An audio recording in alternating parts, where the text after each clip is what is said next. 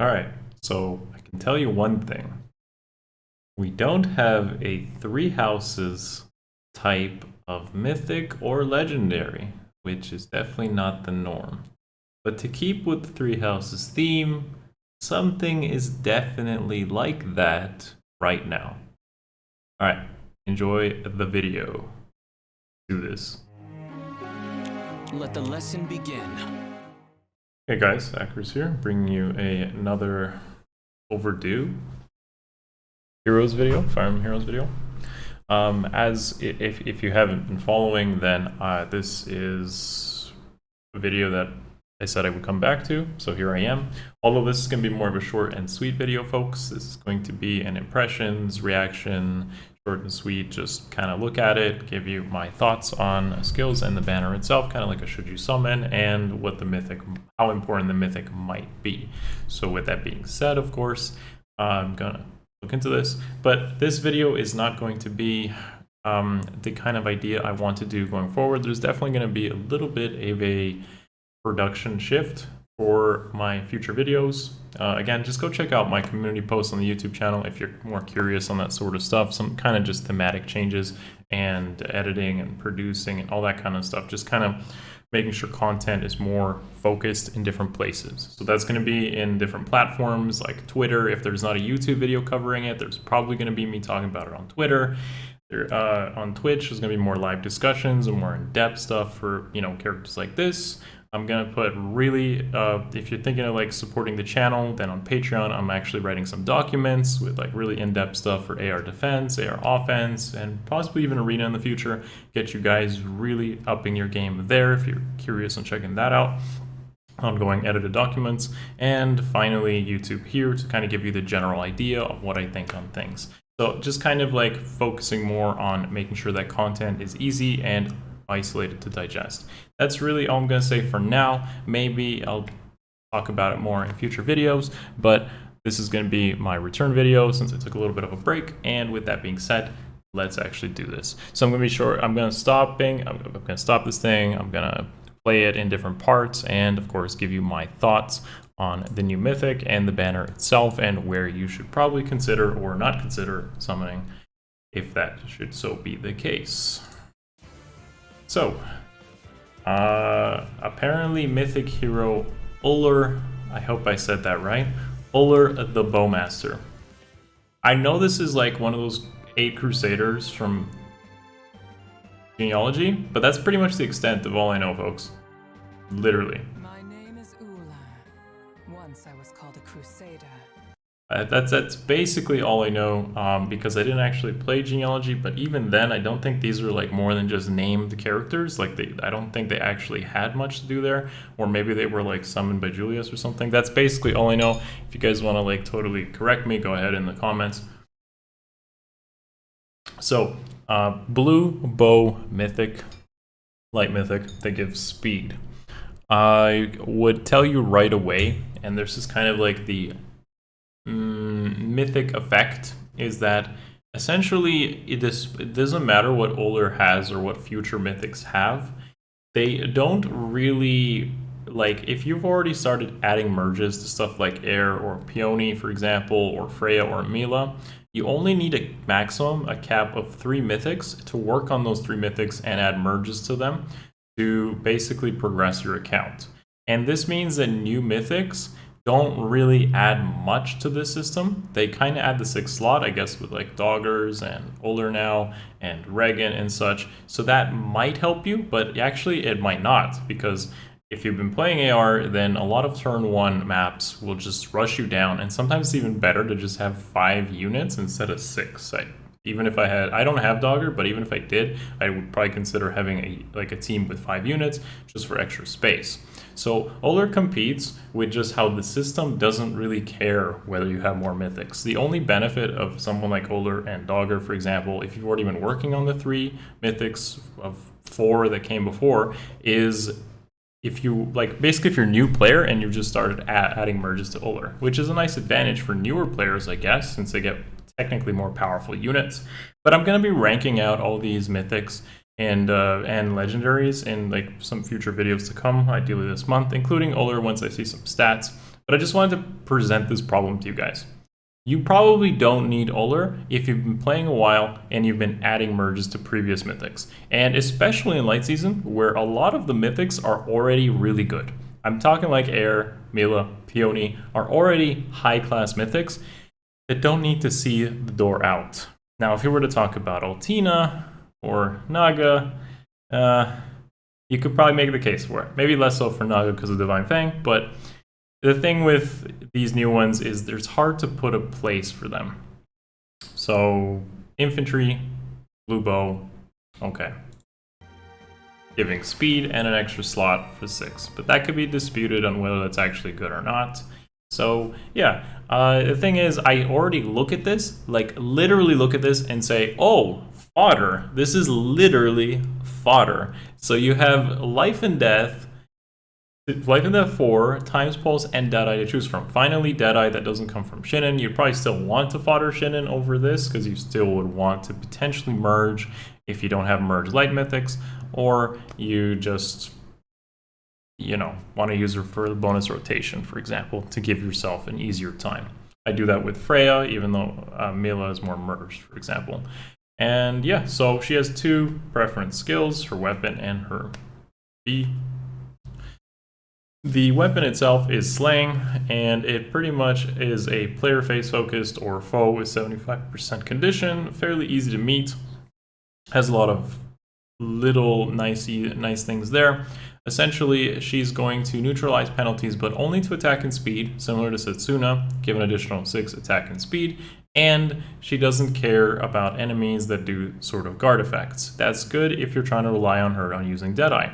Actually, her best plays might be just to be thrown onto your thrown onto like a 6th slot of a team to counter like Fallen Edel's shenanigans with Deadeye. That's basically what it feels like her best potential role is, and her B skill is essentially a sort of null follow-up desperation, which has been seen on many different characters so forth. Like, I guess it's like a better version, I guess, of Legendary Celica without the HP condition.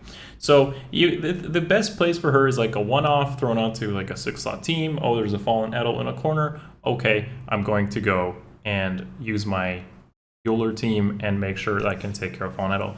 The problem with this is you don't need her to do that.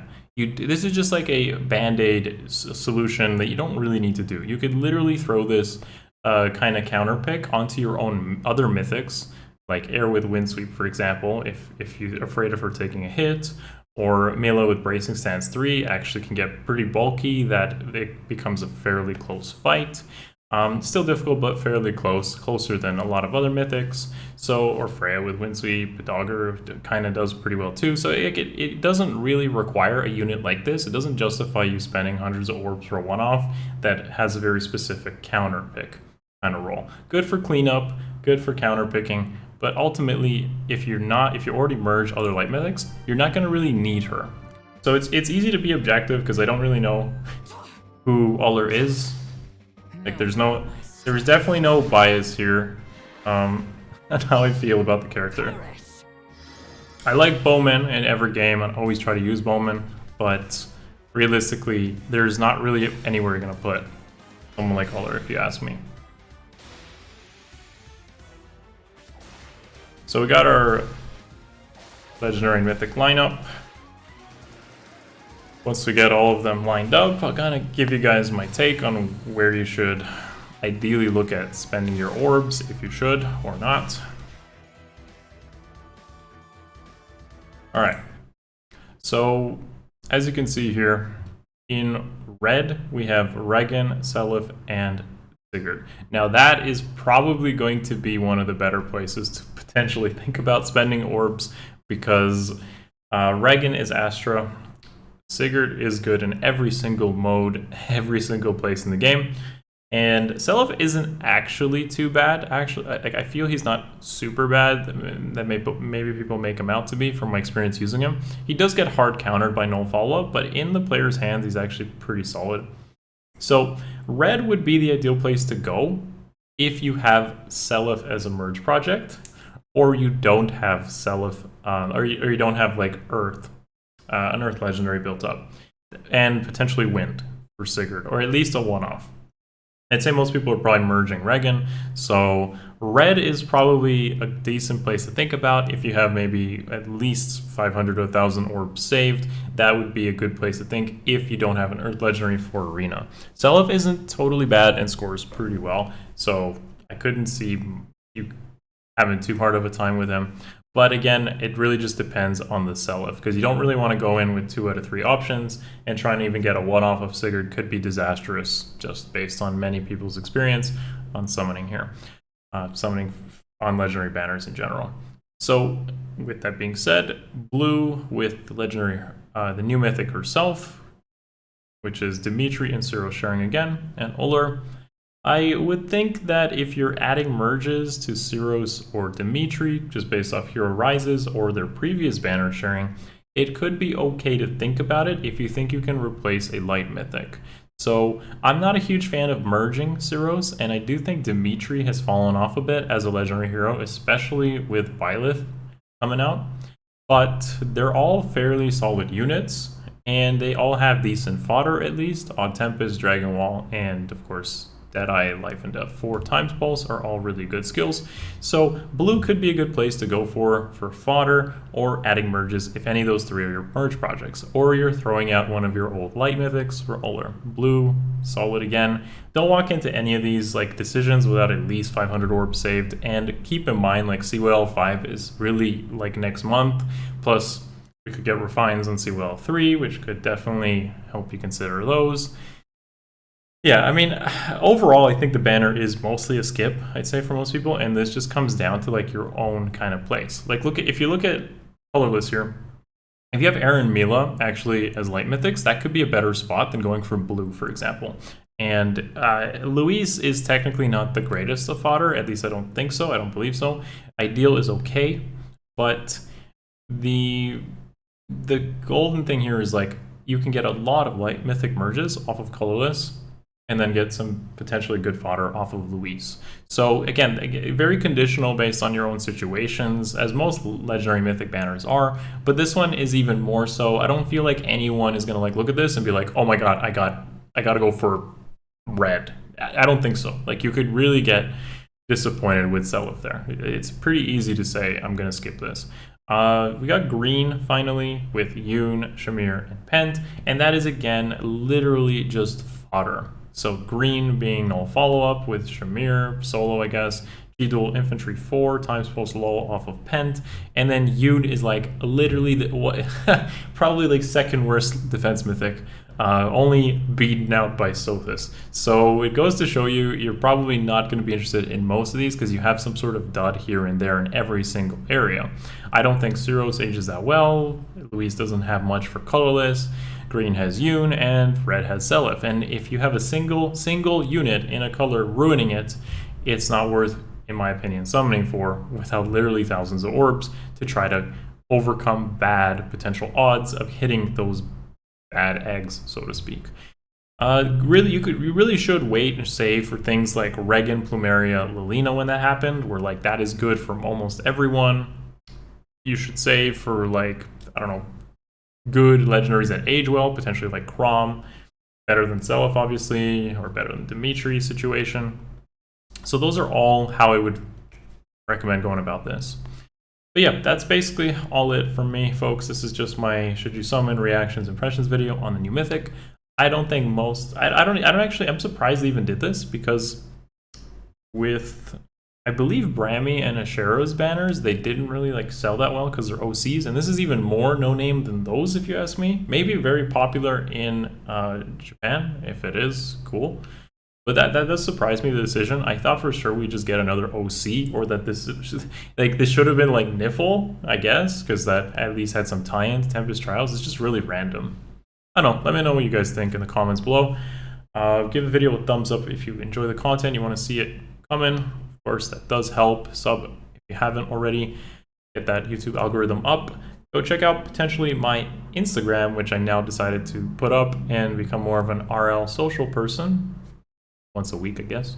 And I mean, like a post. And of course, Twitch, Twitter, Discord, Patreon, all those places for more concise content coming up.